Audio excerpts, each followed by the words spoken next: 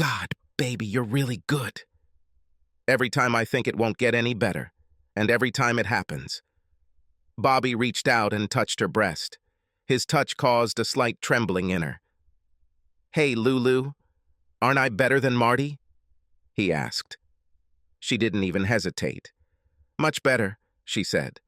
"So much better," she continued, "that I hope you can do it again before I get home." He could. When Marty slipped into the house, Louise was already in bed. He poked his head through the bedroom door, but her regular breathing told him that she was fast asleep.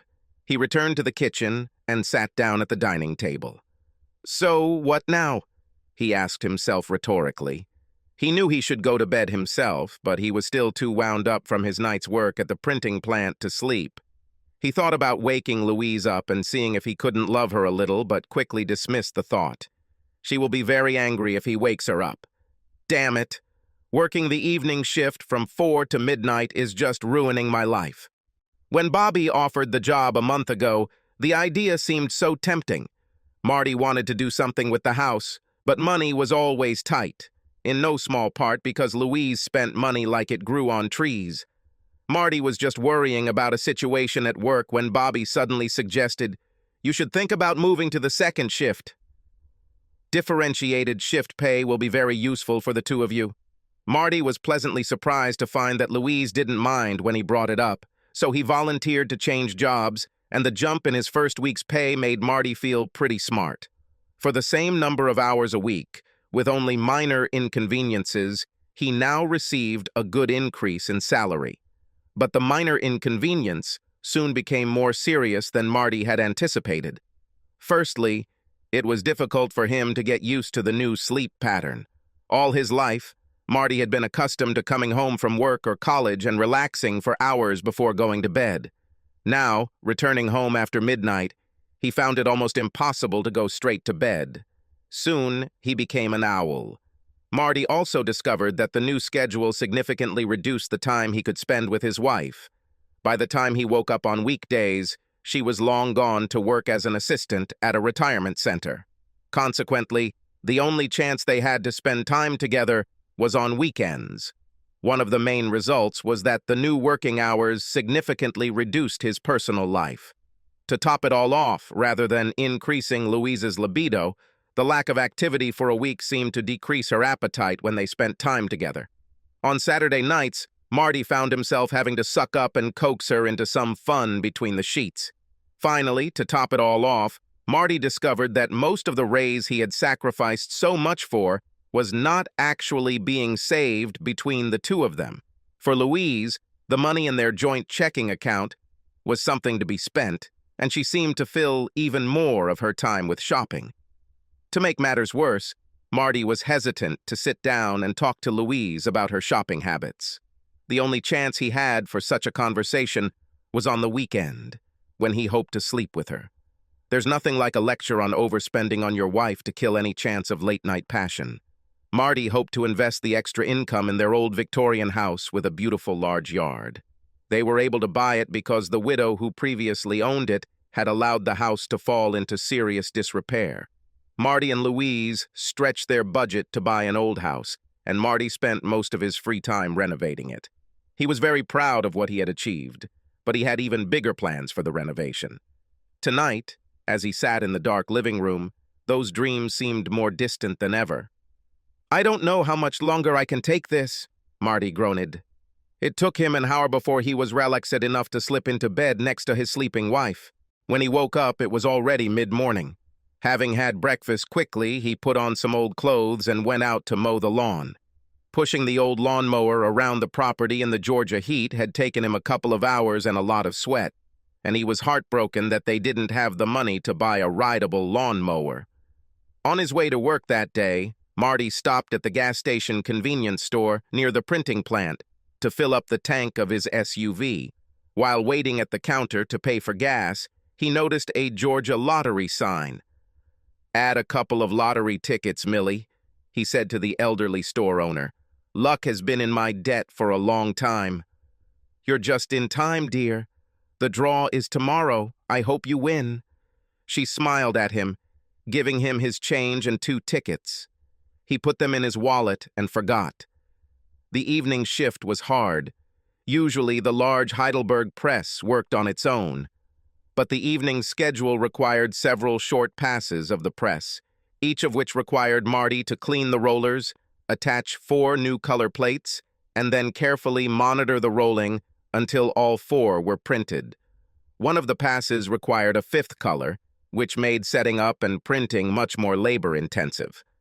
By the end of his shift, Marty was exhausted, but when he returned home, he again found himself too nervous to sleep. He plopped down in his favorite chair and picked up the remote control to turn on the TV, but decided against it. Instead, he sat quietly, sipping his beer and reflecting on his life. Marty was the 3rd child in the family, after his older brother and sister. He grew up quiet, practical, a good student, and an avid reader. He had friends, thanks in part to his popular older brother and sister, but he was on the periphery of the crowd's popularity in high school. Not being athletically gifted, he volunteered to become the leader of the basketball team. In the summer, he often went hunting with his father and loved silence and solitude. But these outings mostly stopped as soon as he turned 16. A friend of his father got Marty a summer job at a large printing company in town.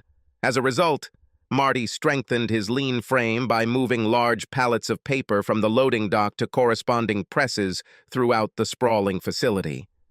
Perhaps it was these changes in his appearance that attracted Louise Luttrell to him.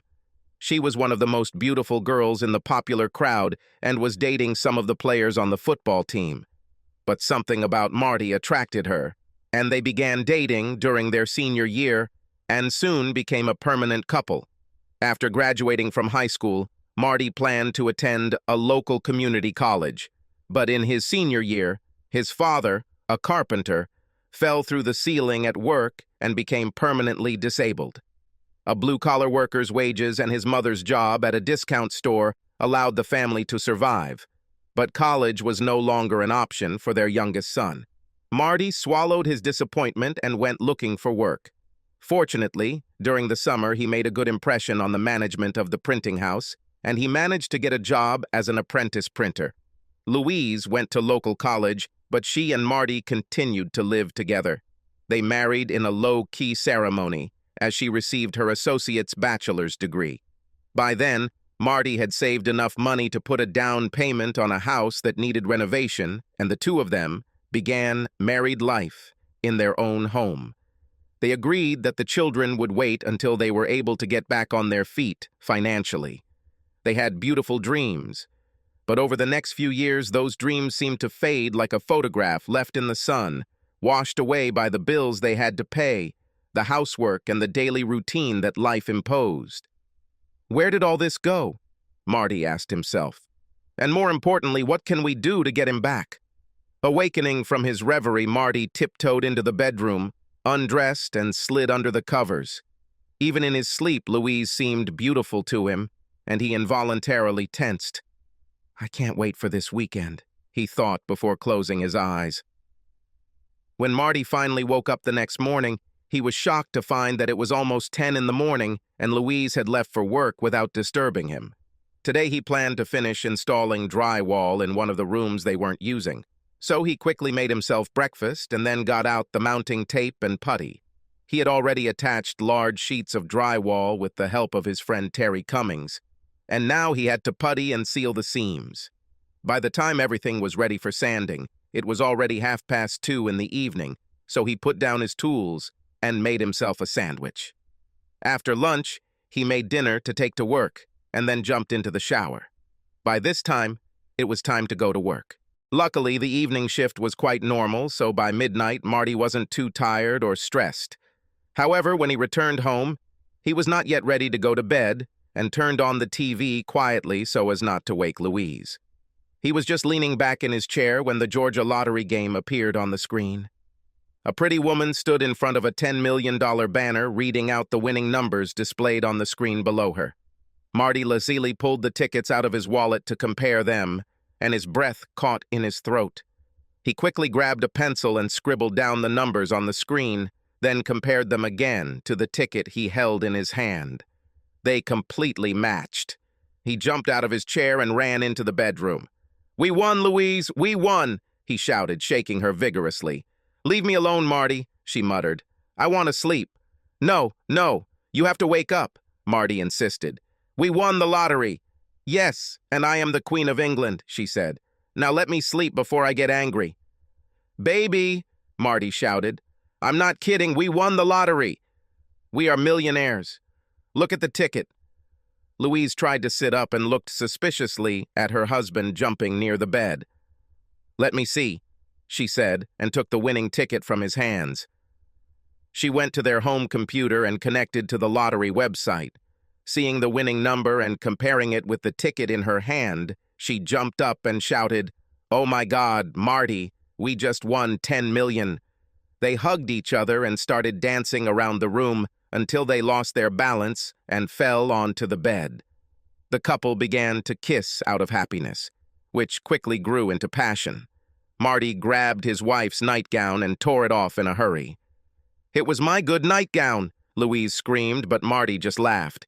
"It doesn't matter, baby. I can afford to buy you another one." She laughed and hugged him even tighter. Soon they were making love with a frantic passion that rivaled their first years together. They didn't last long, but they were both so excited that it didn't matter. Exhausted, they collapsed and quickly fell asleep. When Marty woke up, he realized from the way the sun was shining through the window that it was already late. When he rolled over, he was shocked to find his sleeping wife. "Louise, wake up," he said excitedly. "You're late for work." She opened her eyes and smiled widely. "No," she said. "I called and quit. I'll never have to take care of those old farts again." Marty was surprised but decided not to say anything. He wished Louise wasn't so impulsive. He felt that they should think things through carefully before doing anything rash. After breakfast, Louise wanted to call her family to tell them the good news, but Marty persuaded her to wait. "Baby, we need to contact the lottery people and ask them to check the numbers before we start going crazy. And even if we won, we shouldn't rush and need to think about everything." "Oh, Marty, you're being stupid," Louise snapped. "We both saw the winning number on the website, and the winning ticket is in our hands. All we have to do is go and pick up a check for $10 million. "That's different, Louise," Marty said. "I don't think we should get everything as a lump sum. If we request monthly payments, we will have more money in total than we ever have in our lives, and we will be sure that we will not spend it all on something stupid." Marty could see that Louise didn't like what he was saying, but she didn't argue with him, for which he was grateful. After a while, she looked at him with a grin and asked, "So what are you going to do today, Mr. Millionaire?" "My father knows an accountant here in the city. I'll try to meet him after lunch to talk about what to do with the money. In the meantime, it's probably time to go to work," Marty replied. "Why on earth would you return to this place?" Louise asked incredulously. "You're rich. You'll never have to work again." "I just think we don't need to rush, baby," Marty said. "I don't want to do something quickly that we might regret later. Let me talk to this guy and see what he says, and then we'll decide what to do, okay?" Louise gave him a stubborn look, but said nothing. This made Marty nervous, but he decided that this was the best he could get out of her, so he went to call. The accountant's advice was eye-opening. Marty soon realized that many of his initial assumptions were wrong. The accountant even gave Marty a copy of an article from CPA Practice Advisor, a technology and practice management resource for accounting and tax professionals, about lottery winners and the pitfalls they face. It was a sobering experience, and Marty began to realize that things weren't going to be as easy as he thought. From the certified public accountant's office, Marty went to work. The shift started out normal enough, but shortly after the lunch break, a noise was heard in the background. Then Marty heard loud voices, and it even seemed to him that someone was shouting his name. As he turned away from the press he was working on, he saw Terry, his best friend on the shop floor, walking towards him with a big smile on his face. "Oh, you lucky son of a bitch," Terry yelled. "Why didn't you tell me that you won the lottery?" Before Marty could think of anything to say, Terry was shaking his hand and other employees were crowding around, patting him on the back. The questions flew fast and furious. Was he going to quit his job? What is he going to buy first? Will he take a lump sum payment or monthly checks? Marty was stunned. He turned to Terry and asked, "How did you know? We were going to keep it a secret until we figured out what to do. It was on the 6 o'clock news, so now everyone in town knows about it." Just at this moment, the director of the printing house came to try to disperse the commotion, but without much success. Finally, he turned to Marty. "Look, why don't you take a sick day and go home, Marty? Otherwise, we won't finish our work tonight." Marty apologized for disturbing him and headed to his SUV. He was upset by the premature revelation of their good fortune and couldn't wait to ask Louise what was wrong. But when he returned home, he found a circus on the front lawn with a crowd of friends and relatives, reporters, and a news truck. As soon as he opened the door of his SUV, he was immediately pulled into the middle of the chaos. Louise stood in the spot of light from the lamps installed by the television crew. As Marty walked toward her, he couldn't help but notice that she had combed her hair and put on her most beautiful dress. Apparently, the reporters didn't take her by surprise. His blood pressure went up a few more notches. He grabbed her arm and pulled her away from the reporter who was trying to interview her. "What the hell is going on, Louise?" he demanded. "We agreed that we would keep this a secret until we decided what to do." "Don't be upset, Marty," Louise said. "I just had to tell my family, and I think it all took off from them. And the next thing I knew, Channel 4 was calling me to set up an interview. Anyway, it's too late now, so we might as well enjoy it." With these words, she turned to the reporter and continued the interview. Marty could do nothing but stand sullenly while Louise happily chatted in front of the cameras. The ordeal wasn't over when the crew finally packed up and left. Several of their neighbors and friends continued to mill around, each wanting a chance to congratulate Marty and Louise on their good fortune. Even after the couple finally retreated to the safety of their home, the phone continued to ring from well-wishers until Marty finally disconnected the call and let the answering machine handle everything. He plopped down on the sofa and looked at his wife. "It would be better if you didn't tell anyone yet," he said sadly. "Our lives just got so damn complicated." Louise was unperturbed. "Don't be so suspicious, Marty. There are no complications that $10 million can't fix." Marty shook his head. "First of all, Louise, the accountant said that we won't get $10 million.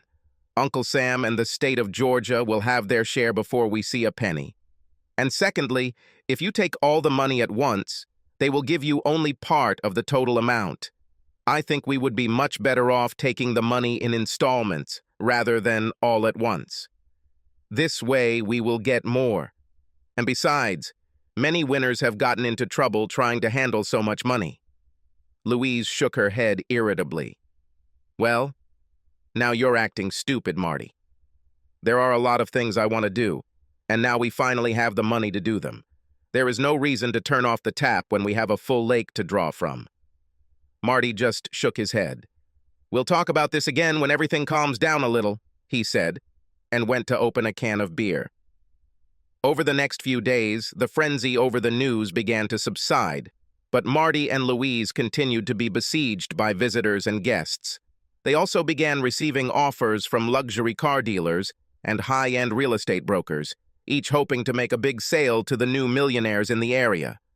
But despite all the distractions and interruptions, the disagreement between Marty and Louise continued without the slightest sign of resolution.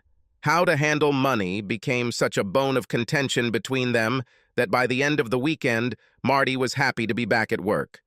Around 5:30 in the evening, Bobby Womack's phone rang. "Hey, Bobby," Louise's voice was heard. "When are you coming to see me again?" Bobby laughed. "Now that you're rich, I wasn't sure you'd be interested in dating me." Then he heard dissatisfaction in her voice. "Oh, Bobby, you know I wouldn't do that." "Well, Lulu, in high school you just blew me off," he replied. "Yeah, but that's because you got caught with weed and had to drop out of school. My dad would have killed me if he caught me talking to you after what happened."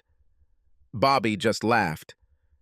"Be that as it may, now Dad is not around, nor is this stinking husband of mine," Louise continued in an insinuating voice. "So why don't you come?" "I don't know, Louise. I've never had sex with a millionaire before, he said. Well, if you drag yourself here, then maybe you'll have a chance, she said impatiently. He laughed and hung up. While waiting for her lover after their conversation, Louise remembered her school days. Bobby Womack was her first, and she fell head over heels for him. But their relationship ended when the school principal found marijuana in Bobby's locker. Although the allegations that he was involved in trafficking were never proven, the school board had more than enough reasons to expel him. His family moved out of town, and his father strictly told Louise never to have anything to do with Bobby again, no matter where he was.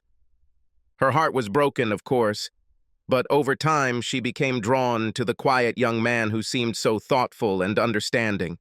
Their relationship slowly blossomed, and by graduation there was no doubt about what the future held.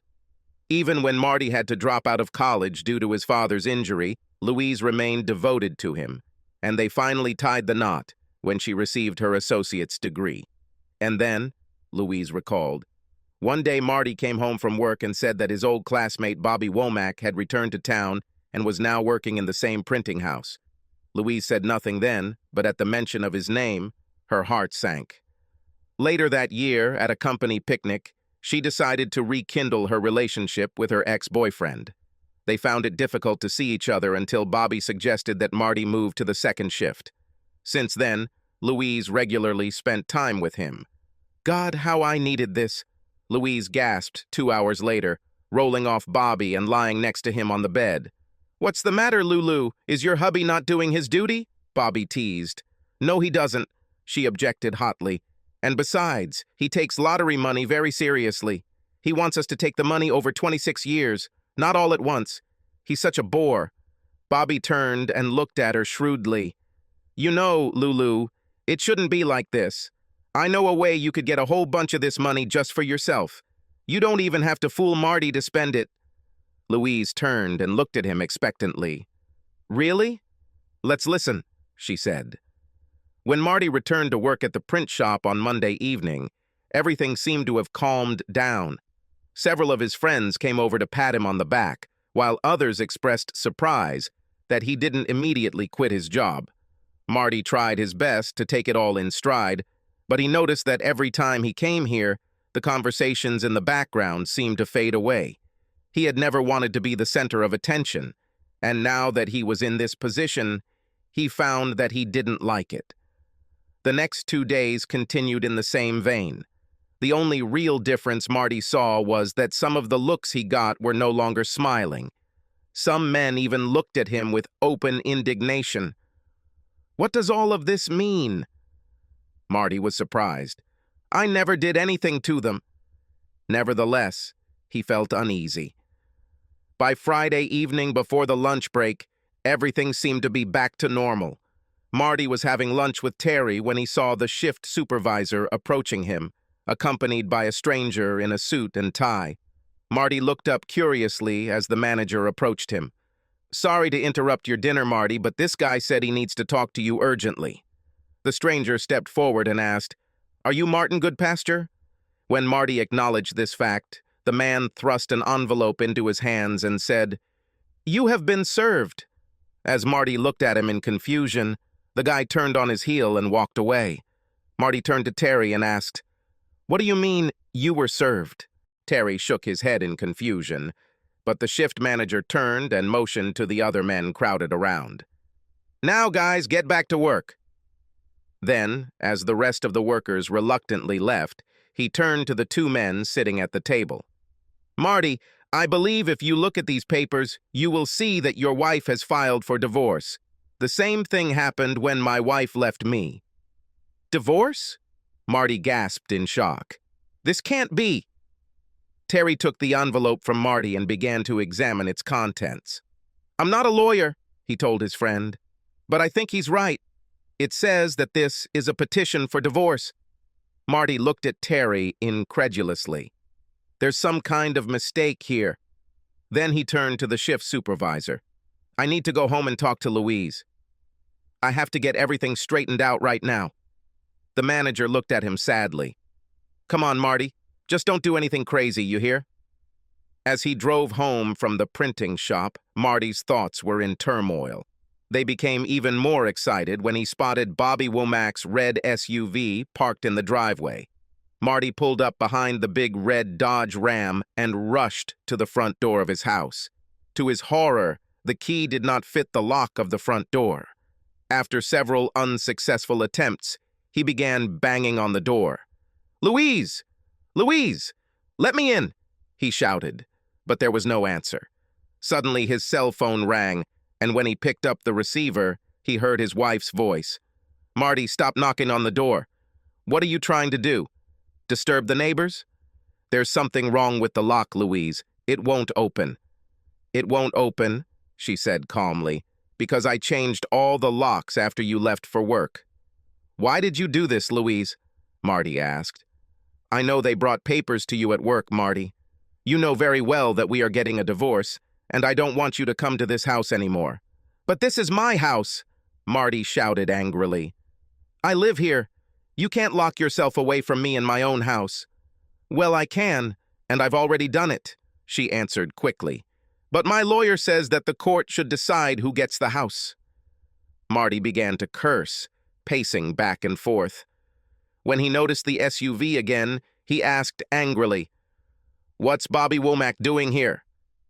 "I recognize his hefty SUV. Bobby came here to comfort me during this difficult time," Louise said, giggling. "Besides, I needed his help to change the locks and remove all your things." Marty looked around and noticed it for the first time the black garbage bags sitting in the driveway. Suddenly, Louise's voice became serious. "Be that as it may, all this is none of your business. So, just leave before I have to call the police on you for disturbing the peace." Just before she turned off the phony, Marty thought he heard Bobby laughing in the background. Marty tried to call her, but she refused to answer. Furious, he slammed his cell phone shut and headed toward the garage. It was locked, but the side door was open, and Marty slipped inside. Hidden on the top shelf behind some boxes was his 9mm pistol. He pulled it out, quickly checked to see if it was charged, and tucked it into his belt. Approaching the front door, he noticed that several of his neighbors were looking out of their windows at the noise. He stopped and pulled himself together. "What am I thinking about?" he asked himself. "It's not worth going to jail for this." Ashamed of his thoughts, he hurried to the garbage bags and, making sure that they contained his clothes and personal belongings, put them in the back of the SUV. Then, angry and frustrated, he drove away with his tires squealing. He only drove a few blocks before pulling over to the side of the road to think. "What should I do now? I was thrown out of my own home with nothing but clothes, and I don't even have a place to sleep." Finally, he took out the phone and called. "Mom, do you mind if I stay with you today? I'll explain everything when I arrive." And Marty arrived. His parents were sitting at the kitchen table. His mother and father loved Louise very much, and Marty was soon subjected to intense interrogation. "What did you do that she threw you out?" asked the mother when he finished his story about the previous evening. "Mom, I didn't do anything. Only recently we loved each other, and the next day she threw me out. I think it's because of the damn lottery that she's gone crazy or something." It was clear that his parents had their doubts, but they left him alone, and he was able to go back to his old room and try to get some sleep. Marty spent a lousy weekend, mostly sitting in his old room, trying to sort through his emotions and understand what happened. In many ways, he felt like he was riding on the old-school playground carousel again. One minute he felt angry and vindictive towards Louise. The next he was full of loneliness and longing for his wife and the happy marriage that he once had. Elaborate plans for retribution were accompanied by denial that any of this was actually happening. The only relief he could find was when he went to the park to jog and do gymnastics. His cell phone rang on Saturday afternoon, and he impatiently picked it up, hoping it was Louise calling to tell him it was all a mistake. Instead, he was invited to dinner by Terry on Sunday. Marty was glad to have the opportunity to get out from under his mother's suspicious gaze, so he gratefully agreed. Marty usually slept late on weekends, but now he found himself waking up early. his head still filled with pain from Louise's actions and conflicting thoughts about how to react. When it happened again on Sunday morning, Marty decided to go to church, hoping for some spiritual guidance. The decision turned out to be disastrous. As he sat on the bench, all he could think about was the families that sat around him. They made him feel his own loss more acutely than before, and he could not concentrate on the preacher's words. But that wasn't the worst. After the service, Marty tried to sneak away as quickly as possible so as not to talk to friends and acquaintances.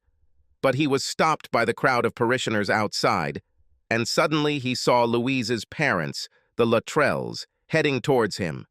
"And you still have the audacity to come to the house of God after what you did to my daughter?" said the old man in a loud, angry voice. Marty was stunned. "I didn't do anything to Louise, Mr. Luttrell," he protested. "She's the one who kicked me out." "Of course," my father shouted, "after I caught you with some girl while she was working in a nursing home." "Is that what Louise said?" Marty asked in surprise. "But this is not true. I have never touched another woman." A crowd gathered around them, waiting to see what would happen. "My Louise immediately said that you would deny everything," the old man fumed. "Well, you can just take your damn lottery money and make any tramp you want happy. But if I were a few years younger, I would probably teach you a lesson," the old man scolded, shaking his fist in Marty's face. Mrs. Luttrell grabbed her husband's arm and pulled him away from Marty. The man was still cursing under his breath, and the two of them walked away while the crowd watched. The people then broke into small groups and began to quietly discuss the scandal they had just witnessed, leaving Marty standing angry and humiliated. Confused, he made his way through the crowd to his SUV. That evening, Marty could only talk to Terry and his wife Sally about the morning meeting. It pained them to hear Marty's outrage at the false accusation mixed with the pain of Louise's betrayal. As they listened, Terry and Sally exchanged worried glances and did their best to help Marty with expressions of sympathy and support. Finally, they calmed him down enough for him to eat dinner. Terry then asked Marty what he was going to do next. "I don't know, Terry. I've never experienced anything like this before," Marty admitted. "Well, I know what you have to do first on Monday," Sally said. "You better find yourself a good lawyer. There is a lot at stake in this divorce, and you better be protected." "Hell, I don't even know a single lawyer," Marty said helplessly. "My uncle is one of them," Terry said. The prospect of a lengthy legal battle was daunting, but Marty realized his friends were right, so he took the phone number. "What about the printing house?" asked Terry. "Are you going to come to work on Monday?" Marty nodded vigorously. "Oh yes, of course. With everything so up in the air, I just need to keep my job no matter what. I still have bills to pay and I can't live on my parents forever. I'll be there Monday afternoon as always." When Marty pulled up to the printing plant on Monday, shortly before his shift began, the familiar routine calmed him somewhat, but it did not last long. The shift manager was waiting for Marty at the service entrance and took him to his office. "Marty, I need to tell you something. Bobby Womack came here today and quit. He told everyone who would listen that he would live with your wife and do it with your lottery money. As you can imagine, this little gossip spread throughout the printing house like a forest fire. Look, if you want to take another vacation, I'll definitely understand." As the shift manager spoke, Marty's head sank lower and lower, but eventually he raised his head with a determined look on his face. "Thank you, but I guess I'll go and do my job. People will still talk no matter what I do, so I think I might face that later as well as now." As he walked onto the landing, Terry came up to him and said quietly, "Hold on, guy." The rest of the workers seemed to avoid him as much as possible, but Marty could hear conversations in the background, followed by a few chuckles. He had difficulty concentrating on his work, and at one point, Terry stopped him from making a mistake. By the end of his shift, he had to force himself to stop himself from running out the door to his SUV. The next morning, Marty drove into town to meet his new lawyer, Uncle Terry. The lawyer listened to Marty's account of what happened and then reviewed the petition that was filed with him. When he finished, he looked at Marty. Since you two don't have children, everything will be quite simple. Georgia is a community property state, which means that the two of you will split all of your assets in half, with each of you getting half. Wait a minute, Marty exclaimed. But I was the one who bought the lottery ticket. Doesn't that mean anything? Sorry, said the lawyer. You contributed property to the marriage, so it is considered community property. The same would have happened if Lewis had bought the ticket instead of you. Marty wasn't happy about this, but then another worry popped into his head. What about the house? I put a lot of work into renovating it, remodeling it, and adding more space. Didn't I deserve it? The lawyer shook his head. Marty, the court won't want to waste time finding out who did what and how much it costs. The law stipulates that both partners are equal and both partners will share the assets. So unless the two of you come up with something else, you'll probably sell the house and split the proceeds. It's just not fair, Marty muttered. It may not be fair, but that's the law, said the lawyer. But look at it this way. With the fact that you won the lottery, you will come out of this situation in a much better financial position than most people who get divorced. Let me think, and I'll call you back, Marty said, and headed towards the door. On the way home, he kept thinking about everything that had happened. A month ago, my main concern was getting used to working the second shift, he thought sadly. 2 weeks ago, all I was worried about was spending a fortune. Now my wife kicked me out of the house, she lies behind my back. People either laugh at me or curse me. I had to move in with my parents again, and my life has turned to crap. Winning the damn lottery only made things worse, not better.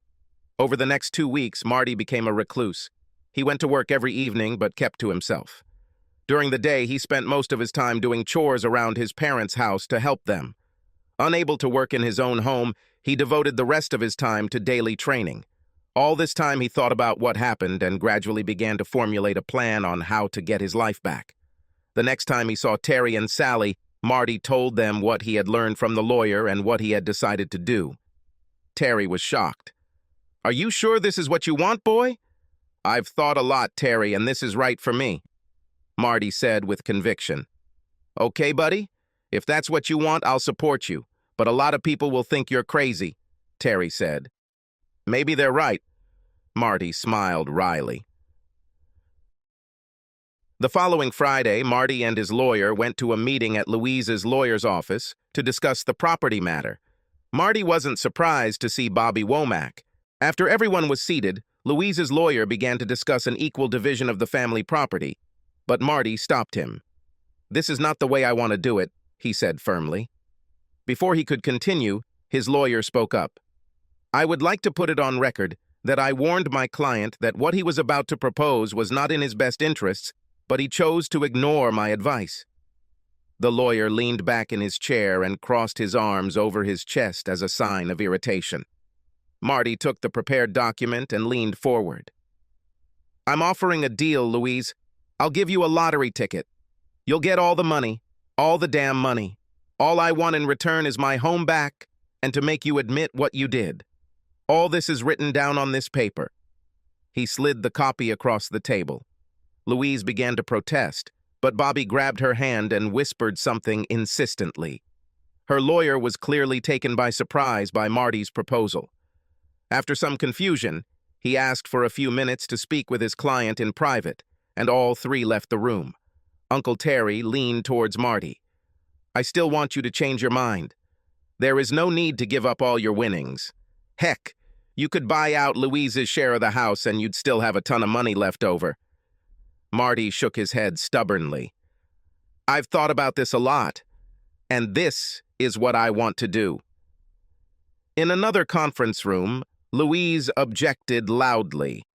I'm not going to sign anything like that. If I do this, my dad will seriously kick my ass after what I told him about Marty.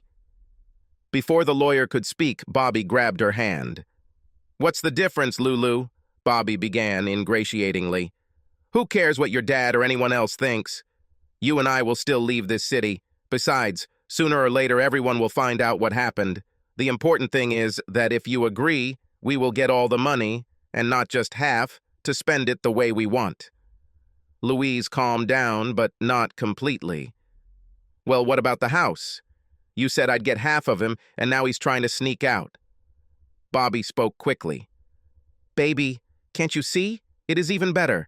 Marty is basically buying your half of the house for $5 million. For $10 million, you can buy a bunch of houses. The lawyer cleared his throat. Technically, it's not exactly 10 million. Yes, Bobby interrupted him. We know that Uncle Sam should get his share. But the thing is, it's a hell of a lot of money. And if Marty's crazy enough to turn it down, then you'd be crazy not to take it. I have to agree, the lawyer began.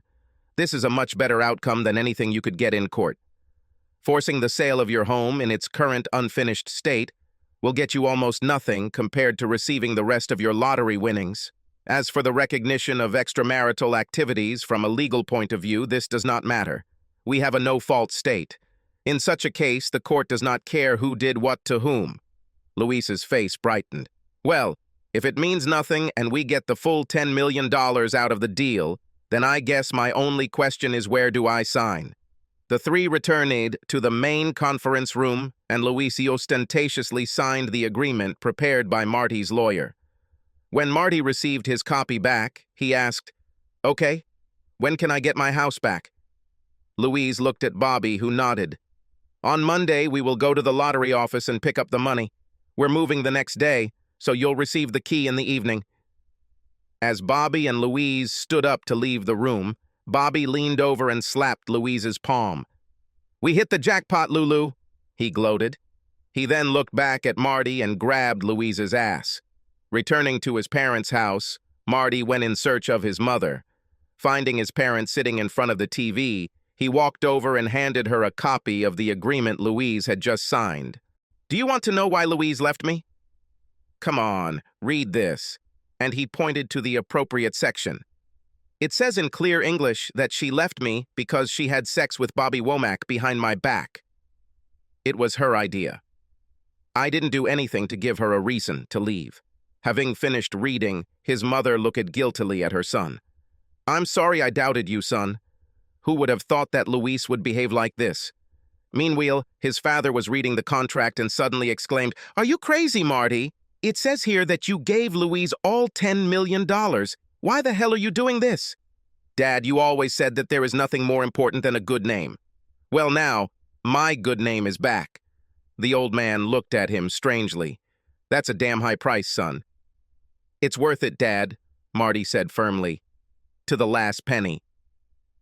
The following Sunday, Marty got up early and put on his best church clothes, but waited until the service began. As he entered the chapel and sat down in the front pew, a murmur ran through the congregation, but Marty ignored it. When the service ended, Marty stood up and asked permission to address the congregation. Standing in front of them, he cleared his throat nervously before beginning. I know that many of you now have a rather low opinion of me, but I have something here that I would like to read to you. Louise, my future ex-wife, made this statement last Friday in front of witnesses. If any of you would like to take a look, I have posted a copy on the notice board by the door. Now I will read it to you. I, Louise Luttrell, Good Pasture, hereby acknowledge that I am separating from my husband, Martin Good Pasture, in order to pursue my relationship with Bobby Womack. I started this relationship with Bobby secretly while Marty and I were married, without my husband's knowledge or approval. The breakdown of our marriage occurred solely on my initiative. Marty did nothing to cause it. I declare that this is a true statement made of my own free will, without pressure or coercion. Louise Luttrell, Good Pasture. As the congregation began to murmur excitedly, Bobby walked down the center aisle until he came to the pew where the Luttrells sat. Mr. Luttrell, the other day you made some very harsh accusations against me. You didn't believe me, but maybe you will believe your own daughter? With these words, he thrust another copy of Louise's testimony into his father's hands. The old man looked at the signature, and his face turned pale. He handed it to his wife, who had already begun to cry. Damn Bobby Womack, he swore. Marty looked at them both and felt a surge of pity. "Looks like she's fooled us all, Mr. Luttrell," he said quietly. With these words, he turned and walked out of the building with his head held high. Monday night's shift was relatively normal, except that Marty's appearance at church was a big topic of conversation. But the next night brought new entertainment. The television in the break room was tuned to the local radio station, and the main news of the day was a report about the winner of the local lottery. There were cheers and hoots in the break room as a jubilant Louise received a giant check from the Georgia Lottery and quickly hugged Bobby Womack, whom the announcer called her groom. Terry tried his best to keep the nosy and obnoxious ones away from his friend, but Marty still had to endure more ridicule about how he had lost both the lottery money and his wife to another man. The only thing that allowed Marty to survive this evening was the knowledge that after work he would be able to return home. His clothes and personal belongings were packed in the SUV, and after finishing his shift, he headed straight for the house. As promised, Louise left the keys to the new locks in the mailbox. When he opened the door and turned on the light, he discovered that the house was a complete mess. Moving trash was strewn throughout the house, food was left on the table, and dirty dishes filled the sink. "I bet this woman hasn't cleaned the house once since I moved out," he thought bitterly. After a restless night's sleep, Marty woke up early Wednesday morning and began cleaning up, starting in the kitchen. After washing the sink and dishes, he made coffee and went out to get the newspaper. To his horror, he found there a photograph of himself and an article entitled, "The World's Unluckiest Lottery Winner." The story detailed how Marty won, and subsequently lost, a $10 million jackpot, giving it all to his soon-to-be ex-wife. The author seemed to find the situation funny, but Marty did not. If the newspaper article didn't upset his stomach enough, the phone call Marty received from his sister an hour later certainly did. "Is it true what they write in the newspaper?" she asked aggressively. When he admitted that this was mostly true, his sister snapped at him. "Why can't you do anything right, Marty? We were going to borrow money from you for a down payment on a house. You just ruined our plans." Then she hung up. Maybe I shouldn't expect a Christmas card from her this year, he thought, trying to make light of it. But the truth was that he felt bad for not being able to help his older sister. She and her husband were going through a financial crisis, and he would be happy to lend her some money if he could. The humiliation of being the source of endless gossip, combined with the loneliness of life without Louise after they had been married for so long, plunged Marty into a monastic lifestyle in the following months. With the exception of occasional visits to his parents or to Terry and Sally, Marty devoted most of his free time to working on the house he had reclaimed at such great cost. He continued to redesign and renovate the existing structure and then undertook an ambitious expansion. One of the few bright spots for Marty was the pleasant discovery that the money problems he had before winning the lottery soon disappeared. His simple lifestyle, combined with not having to pay for Louise's extravagance, not only balanced his budget, but also provided the additional funds needed for renovations. From time to time, his friends and relatives tried to set Marty up with some woman, but although Marty did not refuse, none of the dates led to anything. After a while, it became obvious that he was not ready to commit to another woman, and his friends eventually decided to leave him alone until he was ready. Almost a year later, Terry called him on a Saturday. "Can you help me, buddy? My younger sister is moving to the city, and I could use some help moving her things to her new apartment." Marty drove to Terry's house to meet his friend, and as the two of them drove to his sister's new apartment, Terry explained the situation. "Nancy is trying to escape from a cruel situation. The last time her husband John hit her, she reported him to the police and then called me. She has started divorce proceedings, but she is afraid of this bastard and tries to stay as far away from him as possible." "I hate men who beat women," Marty replied. Then he looked back and saw where Terry was directing him. "Are you sure this is the right address? This is not the best place for a single woman to live." "I know," Terry said, "but that's all she can afford right now. I would take her to my place, but we don't have room. Besides, it's not just her, she also has a 4-year-old daughter." Just then, they arrived at a rundown apartment complex and noticed a rental van parked at the entrance. After Marty parked his SUV, Terry got out and walked over to hug his sister and niece. When Terry introduced Marty, Nancy shook his hand, but Marty noticed that she was not looking at him directly. He also noticed the remains of a bruise under her eye and felt anger rise within him. The girl was not as timid as her mother. She walked up to him and looked up. "I'm Lily," she said. "You are a good man?" Marty couldn't help but smile. "I guess I'm a pretty good person," he said. "Okay, then you can be my friend," she said, and extended her hand to him. Marty laughed and shook it. "Okay, Lily, let's be friends." Then he turned and began helping Terry unload the SUV. After they both finished, Nancy offered them a cold drink and thanked them for their help. "Don't let Lily bother you," she said quietly to Marty. "She's just a little lonely." "Oh, she doesn't bother me at all," Marty replied. "I still love children." Nancy smiled gratefully. From then on, Marty usually saw them when Terry and Sally invited him to dinner. He learned that while Nancy worked at Walmart in town, Sally would babysit Lily along with her girls. Considering how much Nancy probably made at Walmart, Marty assumed that Terry and Sally were also helping her financially, but Terry never said anything about it. A month later, while Terry was helping Marty with the plumbing, his cell phone rang. When he picked up the phone, the look on his face told Marty that something bad had happened. "We'll be right there," Terry shouted and slammed the phone. "This is Nancy," Terry shouted. It seemed to her that John was looking through the window of their apartment. "Come on," Marty said. "My SUV is right in front of the house." The two men rushed to Nancy's house. Marty grabbed a wrench from the toolbox and ran towards Nancy's block, Terry close on his heels.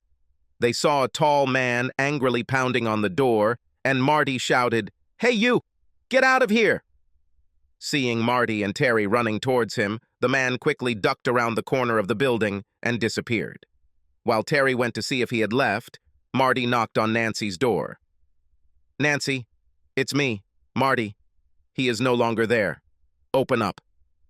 After a moment's hesitation, Nancy opened the door a crack and looked out. Recognizing Marty, she opened the door and let him in. "Are you okay?" Marty asked insistently. "I'm shaking, but I'm not hurt," she said with tears. "Where is Lily?" he asked. "I sent her to the bedroom," Nancy replied, and Marty quickly walked down the hallway to check on her. At first, he didn't see the girl anywhere, but just when he was about to panic, he noticed a socked foot sticking out from under the bed. He dropped to his hands and knees and looked under the bed. "Hello, Lily. It's me, Marty. You can go out now." When the girl crawled out from under the bed, she jumped into Marty's arms and he carried her back to the front of the apartment, where Terry was comforting Nancy. "Why did my dad yell at us?" asked Lily. "Why did he offend his mother?" "I don't know, Lily," Marty said, "but he's gone now." Terry's nod confirmed this. "And we won't let him hurt you or Mom anymore." "That's right," Terry said, "and you're moving into my home tonight." Nancy looked at him gratefully, and, having locked the apartment, all four squeezed into the cab of Marty's SUV. On the way back, Terry called his wife, and Sally was already waiting for them at the door. She hugged Nancy and leaned over to hug Lily. "I know everything," she said to the girl. "Let's have a sleepover with us tonight." Lily beamed at this idea and went to play with Sally's children. The four adults sat down in the living room. Terry turned to his sister and said firmly, "Everything is decided. You will not return to that apartment again. Now that John knows where you live, there's a chance he'll come back." "But I can't force myself on you like that," Nancy protested. "There's simply no room in your house for the two of us. I'll be fine in the apartment. After today, John won't dare come back. You're just not safe there." "We'll manage somehow, sis," Terry replied stubbornly. The three continued to argue while Marty sat and listened. Finally, he spoke. "Maybe there is another option," and the others turned to him. "I have a big old house in which there is no one but me. You can stay with me if you want." Then he blushed, realizing what he had just said. "I mean, you can stay in the new bedroom I added. She has her own bathroom and it doesn't even have furniture yet, so we could put your things in there. Besides, I work the evening shift, so it's unlikely you'll ever see me." His voice trailed off as he thought about how his proposal might sound to Nancy. "Maybe this isn't such a good idea," he continued sheepishly, but Terry intervened.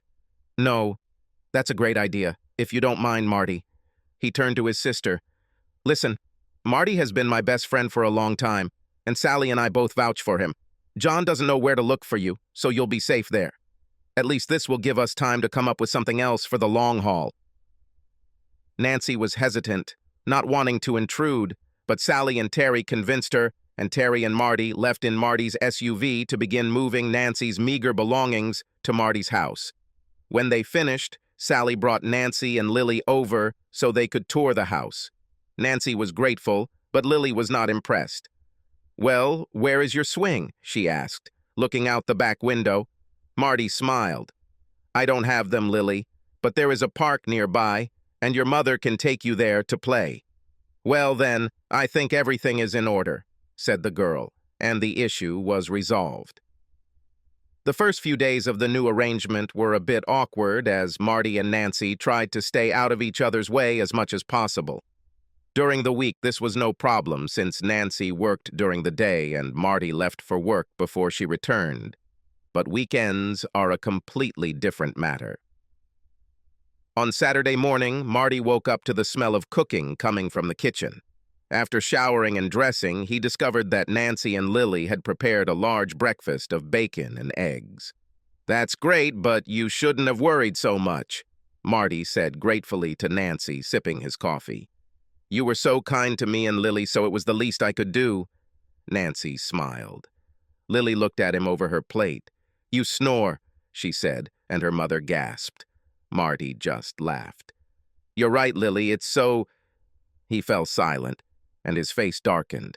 But he quickly regained his smile and continued, "I've already been told about this." After breakfast, Marty went out into the backyard to do gymnastics, and Lily came out to watch him. "What are you doing?" she asked curiously. "I'm doing exercises," Marty replied. "Oh, what is exercise?" asked Lily. "It's a game that adults play," Marty answered. "Do you want to try?" When the girl nodded, he made her stand, placing his hands on her waist. "Now pull your hands up and put them behind your head, and then touch your shoulders. Then bend down and touch your knees and toes," he told her, showing her what to do. "Not very fun," she said irritably. Marty's childhood memory flashed back to him. "That's because I didn't tell you the other part of the exercise. You have to hum." With these words, Marty began to chant, "Head and shoulders, knees, toes," without ceasing to perform the ritual. Lily quickly picked up the simple melody and began to repeat the movements with him. Nancy came out to the back porch to look. "Don't bother Mr. Goodpasture, Lily," she shouted. "It's okay," Marty said quickly. "We're playing." He continued to show Lily a series of warm-up exercises before starting her morning run. "If you want, Lily, we can repeat this tomorrow," he told the girl before leaving. From that moment on, every time the little girl got up when Marty went out to do his exercises, she wanted to do them with him.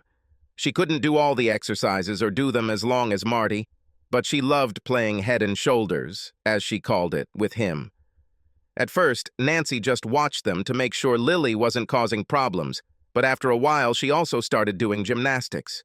At first, she lacked stamina, but soon she began to keep up without difficulty. As Marty went through all the procedures, he couldn't help but notice how good she looked in shorts and a t-shirt. After warming up, Marty went for a morning run, and Nancy and Lily went into the house to prepare breakfast. By the time he returned, a hearty meal was already waiting for him. After living on cereal boxes for so long, Marty found home-cooked breakfast a real treat. On weekdays, while Nancy worked in the store and Lily stayed with Sally and her children, Marty continued to renovate the house. He paid special attention to the bedroom and bathroom that Nancy and Lily shared, trying to make it more enjoyable for the two of them. He had been alone for a long time and found that he enjoyed having housemates, even if it was somewhat unusual. Work that evening was unremarkable, but as he was cleaning up before going home, Marty heard two other men in the restroom mention a name he hadn't heard in a long time. "You'll never guess who my brother saw last weekend," Bobby Womack. My brother was in Atlanta, the man said, and he ran into Bobby and Louise at a nightclub. Bobby told him that they had just returned from Atlantic City. They spent the money like water and then took him to their mansion in the richest area of the city. My brother said they lived like a king and queen. The mention of his ex-wife and the man who took her from him brought back all the anger and pain that Marty thought was long gone. He drove home, remembering all the events associated with Louise's betrayal and Marty's subsequent humiliation. By the time he got there, he was so tense that he knew he wouldn't be able to sleep, so he sat in a chair and quietly turned on the TV, hoping it would distract him. A few minutes later, he heard a sound behind him and looked back to see Lily peeking around the corner. "What are you doing at this late hour, young lady?" he asked with a smile on his face. The little girl entered the room completely. "I woke up and couldn't sleep. Would you read me a story?" Marty felt that he should be strict with her and order her to return to bed, but she looked at him so pleadingly that he could not refuse her. "Okay," he said, "just one." She beamed and quickly disappeared into her bedroom to find a book. By the time Marty turned off the TV, she was back with a book tucked under her arm. Without hesitation, she climbed onto his lap. "Read this one, Uncle Marty," she asked. Marty smiled and, leaning back in his chair, began to calmly read from a Dr. Seuss book that he had known since childhood. Soon the girl closed her eyes, but Marty did not know whether she had fallen asleep or not, so he continued to read in a quiet, sing-song voice. He was awakened by the smell of breakfast being cooked and found himself still lying in his chair with Lily sleeping on his chest, covered with a blanket. He rolled onto his side to get Lily into the chair, wrapped her in a blanket, and walked into the kitchen. Nancy smiled at him over the stove and said, "Looks like you got tired of your audience last night." Marty blushed. "I'm sorry about that. I didn't want to wake her, but she said she couldn't sleep and wanted me to read to her and—" Nancy just brushed off his apology. "You were so sweet when you read to her. I hope she didn't bore you." "Oh, no," Marty said hastily. "I'm not tired at all. Actually, I actually liked it." Nancy smiled again and went back to scrambling the eggs. A week later, they all gathered at Terry and Sally's house for a picnic. Nancy played with the children in the backyard, while Marty helped Sally set up the picnic table. The laughter of one of the girls caught their attention, and after watching them for a minute, Sally turned to Marty. "Well, how are you doing with Nancy and Lily?" she asked casually. "Oh, it's okay," Marty replied. "In fact, there are no problems with them." Sally looked at him shrewdly. "What do you think about Nancy?" "She's great," Marty replied. "She is a wonderful mother and a very good cook."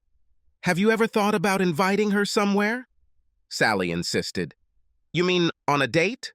Marty asked in surprise. "I don't know, Sally. It might be awkward. What with them living in my house and everything," he said. "Besides, Nancy might feel awkward if I ask." "Maybe she won't want to. She probably doesn't think of me that way." Sally just smiled at him. "You might be surprised, Marty." "Anyway, just think about it," she said before calling the others over for dinner. Over the next few days, Marty mentally mulled over Sally's proposal. There was no doubt that he was attracted to Nancy. When she went out into the backyard with him to exercise, Marty had a hard time maintaining his attention to his normal routine. She was slim and fit, and the way her body moved in shorts and a t-shirt was definitely distracting. Moreover, she was a pleasant, laid-back person, so different from Louise. But since his ex-wife left, Marty has avoided the opposite sex, first out of a reluctance to expose himself to more heartache, and then because of a lack of attractive prospects.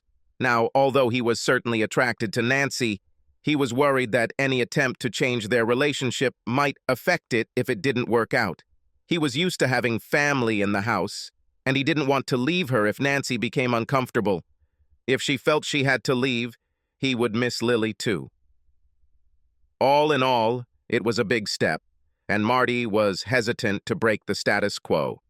He was still debating the matter with himself that evening as he drove home from work, But his dilemma was immediately forgotten when he noticed an unknown car parked in front of his house.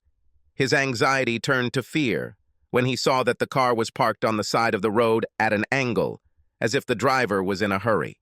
Then he saw that the front door of his house was wide open and light was pouring onto the lawn. John found her, he thought, his heart pounding at the thought of what he might find inside. He quickly parked his SUV on the street and ran into the garage. His ears began to ring as he pulled a pistol from its hiding place. Moving to the front of the house, he chambered around. As he approached the front door, he heard screams from inside and cautiously peered around the door frame. A man who looked like the intruder Marty had seen at Nancy's apartment a few months ago was standing in the living room, holding Nancy by the shoulders and shaking her. Marty was sure it was John, her ex-husband, and fear made it difficult for him to breathe. Everything seemed to go into slow motion. He gripped the gun tightly as he opened the door and slipped inside without either of them seeing him. He slowly raised his pistol and shouted, "Freeze now, John!" The man turned around in surprise, still holding Nancy close to him. Seeing Marty, he put his arm around the frightened woman's waist and held her tightly to him. At the same time, he pulled a revolver from the waistband of his trousers and pointed it at Nancy's head.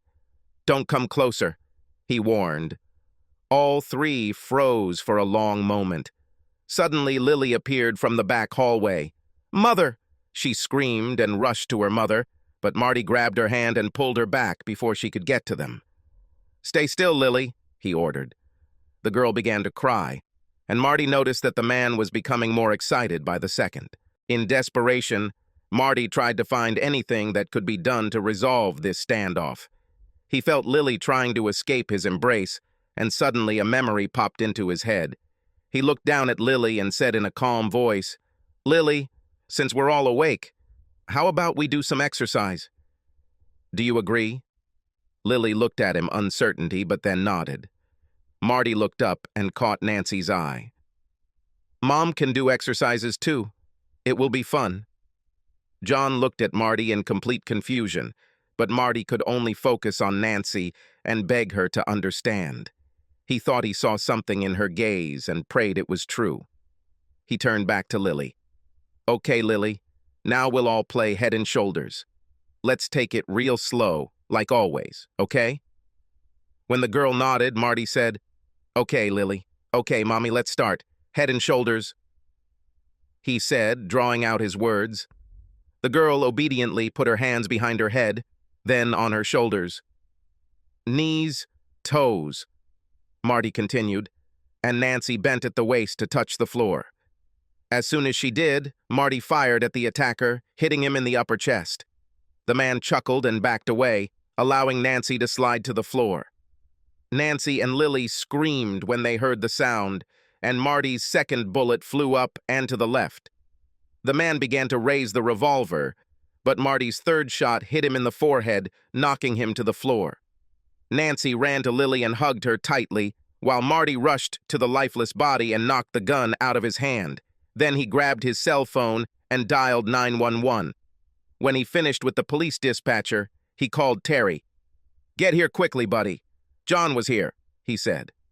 After hanging up, he carefully placed the gun on the mantelpiece and walked over to Nancy and Lily, who were lying embraced on the floor. Suddenly, all the adrenaline seemed to flow out of him, like air from a punctured balloon.